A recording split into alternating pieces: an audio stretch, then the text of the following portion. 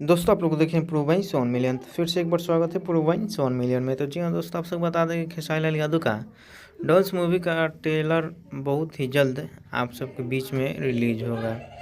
जो कि आप लोग को बता दें कि खेसारी लाल यादव का एक गाना रिलीज हुआ था और वो गाना 6 मिलियन से ज़्यादा भी हो चुका है।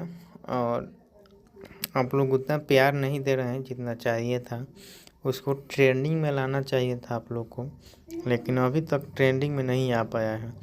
वो अन्नपूर्णा फिल्म से उसको रिलीज़ किया गया है और जा कर के उसको देख सकते हैं। और डांस मूवी का ट्रेलर को आप लोग फर्स्ट लुक नहीं देखे हैं तो जा कर के देख सकते हैं ग्लोबल म्यूजिक जंक्शन पे।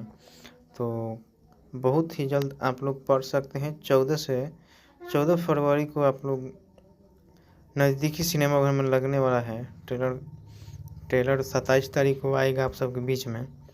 तो अपने ट्रेंडिंग स्टार के अंदाज में बहुत ही एक्शन और रोमांटिक से भरपूर मूवी है, और जा कर के देख सकते हैं। तो अगली वीडियो में मिलेंगे, जब तक के लिए जय हिंद जय भोजपुरी।